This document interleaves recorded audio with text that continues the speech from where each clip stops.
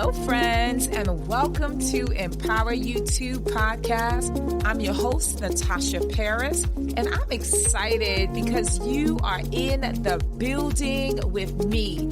You can be anywhere in the world, but you have chosen to be here with me, and I am so humbled and appreciative. Let me tell you about this show. Each and every single week, we continue to empower you to greatness that is truly going to help you, whether you are a person that have experienced a heartbreak, have gone through a divorce, or have endured levels of trauma of any kind, or you're just a person trying to rebuild their life and themselves, and now you are finally ready to live a life full of abundance, joy, and peace, then this show is for you. So with that said, thank you again for being here. I am extremely grateful. I'm excited to be on this journey with you because together we are empowered for greatness. You ready? Let's go. Hello, my friends, and welcome to the Empower You 2 podcast. I am your host, Natasha Paris, and I am always excited to come before you because what I know for sure is that there are people who are looking for answers. And yes, I have a few answers. I'm not going to say that I have all the answers, but I have a few answers that have come through my many years as a licensed clinician, providing therapy for women, children, families, and really being in a place where I can actively listen to what their needs are and also gain insight into what people are feeling and things they're constantly saying to themselves. And so with today's episode 154, season 2, I want to dive into this belief that so many of us carry, often silently, often painfully, the belief that we have to earn love. We have to earn love. I don't know if it's you, my friend, but there are people who often, like I said, don't say it out loud, but they might say it to themselves. But maybe they feel it, that they're not productive enough. They may say these things, I'm not productive enough. I'm not attractive enough. I'm not easygoing enough. I'm not helpful enough. Then what you're ultimately saying is that you're not worthy of being loved. It is the words that you say. Today, I am going to challenge that belief. Today, I want you to know that you don't have to earn love. Love is unconditional for you. But of course, it starts with your beliefs about yourself. And so now we are going to go and talk about where it comes from. Let's start with that. Where does it come from? And then, of course, I'm going to share some stories, some things that I have heard over the years. Are you ready? Let's go. Let's go. Okay, so where does that belief begin? What I know for sure is that it often begins in childhood. In childhood, love came with conditions. Yes, it did, right? Maybe you got praise when you got good grades. Maybe affection was given to you when you were quiet, you were polite, and you were easy to be handled, right? You used your manners when you went to a family's house, or you said, excuse me, when you burped, right? Like, let's be very honest about this. And so over time, we learn to associate being lovable with meeting someone else's expectations. It's a true fact, right? And so psychologically, this forms what we call conditional regard, when love is given only when we perform at the person's expectation or society's expectation. This can create a deep insecurity if you don't. if you don't say, excuse me, if you don't get good grades. And what ends up happening psychologically, I'm giving you some information. We start to internalize the idea that we are only worthy if. I'm going to say that again, that we are only worthy if we succeed, if we behave, if we look good, and even if we smell good, if we never make a mistake. But my friends, I come to tell you that real love, like Mary J. Blige has sang, real love doesn't work like that, or at least it shouldn't. Real love is not based on condition. And so what I often hear from many of my clients is that they gained way too much weight and their significant other no longer loved them.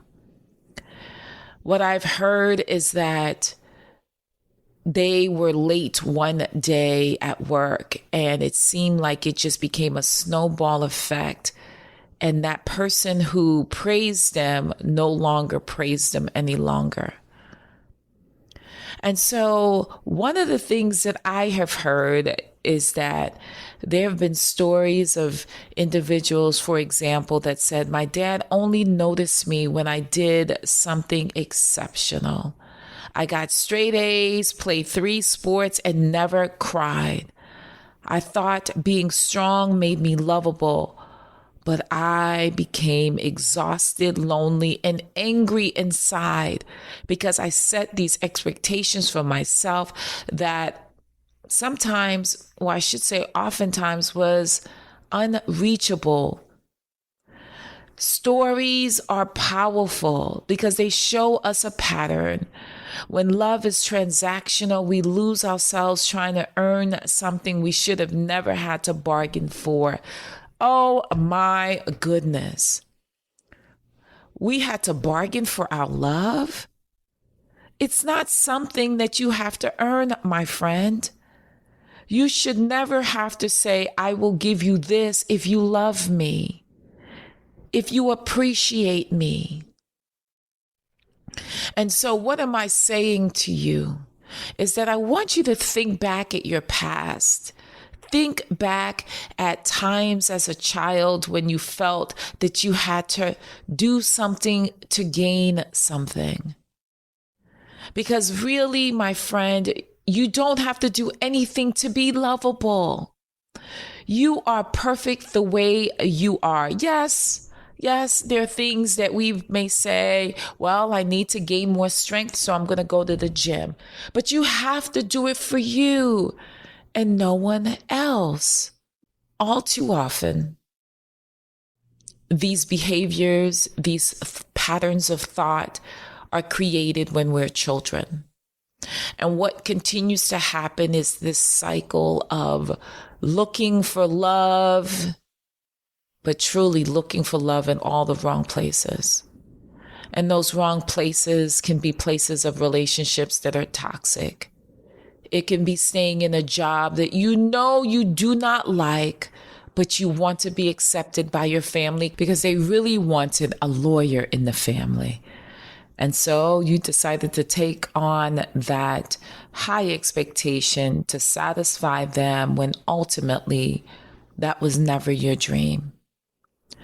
So my friends, the truth about love, let's be clear. Love is not a reward. It is not something you buy with perfection or silence or sacrifice. Love, true love, healthy love is free to you. Love sees your flaws and stays. Love sees your what we call weaknesses and stays. It doesn't punish you. It doesn't punish you. I'm going to say that again. It doesn't punish you if you don't follow through. It doesn't punish you for your humanity, for being imperfect. It doesn't. punish you for being you. What I know for sure is that it starts with you. It starts with you. Self-love is the foundation. You can begin by speaking to yourself differently, honoring your needs, and setting boundaries with those who make you feel small. Oh, let's talk about it. People who tell you that you are something when you know that you are not that, making you feel like you are different because you speak or think differently. And they make you feel small, that they want you to be hidden and they don't want you to shine. That has happened to me many of times where, because I have such a bright personality, I've been in relationships where they wanted to kill that. They wanted to dim my light. But what I knew for sure was that God wanted me to be who I was, big and bold, happy and ecstatic about life. And so what I want you to know is that there are tools that you can start today. You don't have to do more to be more or fix yourself to deserve love. You just have to be. Come on now. You just have to be. Okay, so here are some things that I want you to do today. I need you to do it today. Because if you don't make a conscious effort, an intentional effort to just be and to love you, then you will continue to be in that cycle of people pleasing, loving others more than yourself, settling for situations, jobs, relationships that don't serve you.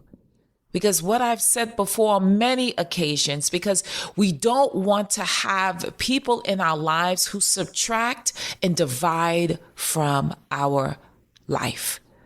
Because let me tell you, it is a beautiful thing to have someone who multiplies and adds to your life. And that, my friend, is a good place to be. So how do we get there? How do we do the work to unlearn those behaviors psychologically that has been planted in us? And unknowingly, we continued that behavior. Unknowingly, we did things to jeopardize our self-esteem, our self-perception, and our worthiness. Because truly, it's about worthiness. You seeing yourself as worthy, knowing that you have everything at the fingertips that you can actually attain, but you have to believe it. So this is the first step. I want you to do mirror work. Some of you may have heard it. I have shared this with many of my clients in the past. Mirror work. What does that look like? It looks like you looking at yourself in the mirror every morning and saying, I am enough. I am worthy of love as I am. Look at yourself in the mirror. Look into your eyes. You know what they say? Your eyes are the windows to your soul. You have to speak to that little girl, that little boy that lives within that body, within those eyes, and say, you are enough. I love you. I deserve all that God has in store for me. And I want you, my friends, this is homework, right? I give empowerment homeworks because I want you to do the work. Yes, it sounds good to just listen to a podcast and you felt like you did your due diligence for yourself. You did the self-improvement for the day. But listening is just the tip of the iceberg. You must do the work. That's when change happens. That's when you begin to see a difference. The second thing that I'm asking you to do let me go back to the mirror work. I want you to do that twice a day, morning and evening. Look at yourself and affirm what is. I have many episodes in my empowerment series within my Empower You 2 podcast that has affirmations built in, like this last episode, 153. That is an affirmation of you living a fuller and more abundant life. Or the affirmation that says that you are love. So go back to some of my episodes and utilize those actual words to speak to yourself in the mirror. The second is journal prompt. What I want you to do is I want you to write about a time when you felt like you had to earn love.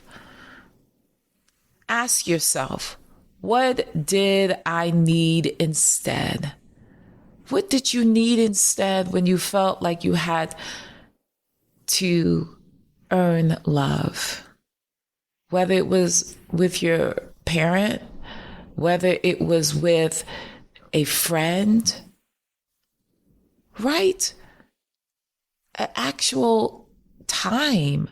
Because that is when the work begins, because you start self-reflecting, writing down those incidents, and don't worry about grammar and apostrophes and periods. I want you to just write. Write. So I want you to start by asking yourself, what time or when was there a time when I felt like I had to earn love? And go from there. My third, I said it already, affirmation, my friend. Let this life be in your heart. Live and love. Love is not something I earn. It is something I allow. Come on now. What am I saying? Affirm the truth. Love is not something. I want you to repeat that after me. Come on, together. Love is not something I earn. It is something I allow. Ooh, that hits home. That's powerful. You repeating that a few times a day, especially when you're doing your mirror work, saying it out loud, saying it when you wake up in the morning, when the brain is fully awake, the first 15 minutes, and really penetrating that unconscious mind, because that's where all of this behavior is happening. It's happening in the unconscious mind. You're doing things not knowing why. But today, you are in the driver's seat versus being in the back seat. Come on. You are in the driver's seat. You are driving this vehicle called your life. So, what am I saying, my friend? I want to remind you that love is not a transaction. It's not that you give in order to receive. You don't have to prove that you are worthy. That's where imposter syndrome comes from. And we'll talk about it on another episode. It is you knowing that you are already worthy. You don't have to go and do specific things in order to gain it. This journey called life is not about earning more love, but it's about letting yourself receive what is already yours. Wealth is yours. Love is yours. Happiness is yours. Peace is yours. Everyone has God that lives within them, because the word says, greater is he that lives in me than he that lives in the world. So if God lives in you, then that means that you have everything that you desire and want. And if you're looking for love, love already abides. It's already there, my friend. And I want you to know that with strong understanding, powerful movement. Powerful movement is you doing the work. Like I said, mirror work, journaling, and affirming the truth. Because with that truth, there is freedom. Oh, let go and let God. Release those shackles today. I hope that those shackles have been released so you can now have freedom. So, with that said, my friend, I want you to know that you are so special to me. This is why I created this Empower You 2 podcast. And I want you to do three things before I close. The first thing is I want you to go to your favorite platform in which you're listening to this podcast. And I want you to hit the 5-star button and leave an amazing review, because I know I'm making some impact. That I know. But I want to hear from you. How are you feeling? How has this been impactful for you? The second thing is sharing is caring. I want you to share this with at least 3 to 5 people, not necessarily people that you believe could benefit, but sharing, because we share people fighting in the subways. Come on now. We share funny stories. We share little kitten reels. Come on now. In this day and age, we need to be the agents of change, because too many people are suffering. Too many people are dying in silence. And let you be the movement, part of that movement of change. So sharing is caring. Share this with as many people as you can think. The third thing is I want you to be what? I want you to be empowered for greatness. Because without greatness, there's no you. And without you, there's absolutely, absolutely no greatness. Because you are perfect the way you are. You are enough. And love is abundant for you. See you in the next episode.